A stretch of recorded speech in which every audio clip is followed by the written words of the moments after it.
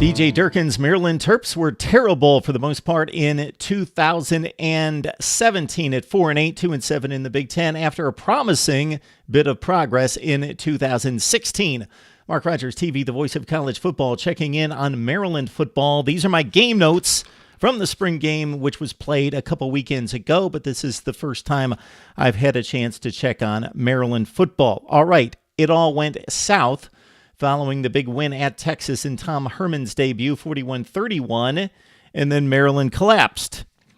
All right, looking at the spring game, 4 big transfers on the mostly defensive side of the football coming in. Byron Cowart, does that name ring a bell? The junior who was once the number 1 rated defensive player coming out of high school in America in 2015's recruiting class, played 26 games at Auburn.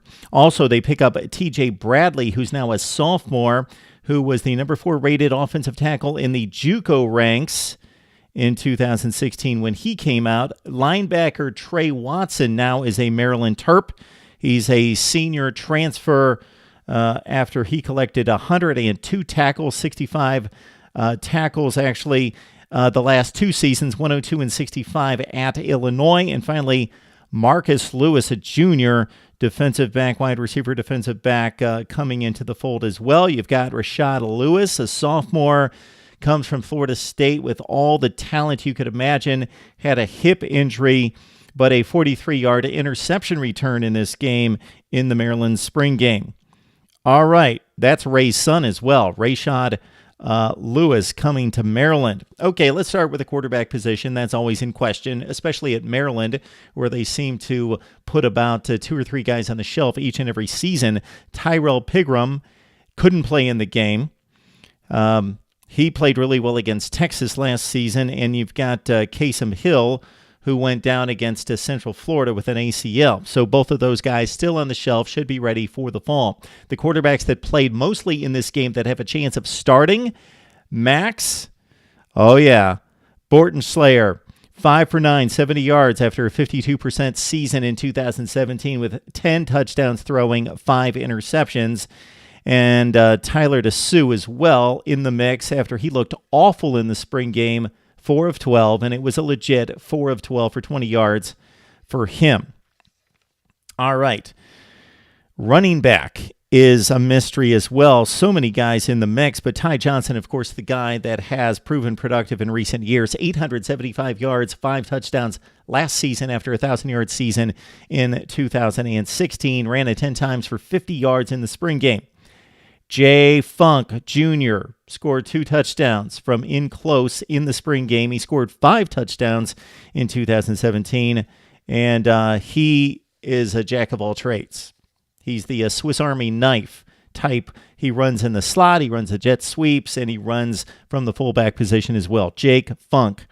You have offensive coordinator Matt Canada, who comes in from LSU, of course, 2 years removed from his work on the jet sweep with the Pitt Panthers, and he will definitely use Jake Funk on the jet sweeps. Lorenzo Harrison, he's injured, was not able to play, but coming off a 622-yard season in 2017 with 3 touchdowns. And Javon Leake as well had a 37-yard touchdown in this game, 2 touchdowns in 2017. We saw that DJ Moore was the number 1 receiver taken in the NFL draft. So he's gone. Who's his replacement? You've got a number of guys both coming into the program with some talent and also some guys that have already played. So DJ Moore's replacement or a number of guys are going to have to make up for 87 catches and 8 touchdowns. That would be DJ Turner, who caught 5 passes for 32 yards. You've got Tavon Jacobs, and you got MJ Durrell, and he caught 47 passes and 5 touchdowns last year. All right. Also at the running back position, of course, the big recruit, star recruit from 2 years ago, Anthony McFarland, redshirt freshman now, broke his ankle in 2017. He was the number 3 all-purpose back in that recruiting class, according to 247 Sports. Defensively, Maryland was the very worst in the Big Ten, giving up 37 points per game. Allende Lee, with 7 total tackles in the spring game, is going to need to step up, as well as freshman Fofi Bazzi, who had 6 tackles. And also, you had a field goal from what proves to be the place kicker, most likely, in Paul Inzerillo. Okay, need to get myself familiar with Maryland football and actually my writing to be a little bit better. The Terps are going to have to handle a Texas bunch that is going to be bent on revenge in Week 1 at FedEx Stadium, September 1st. Texas versus Maryland at the Redskins' home. And then the other 2 non-conference games for Maryland are against Bowling Green and Temple. The Terps don't have to deal with Wisconsin out of the Big Ten Western Division. They've got Iowa, Minnesota, and Illinois, the worst team in the league.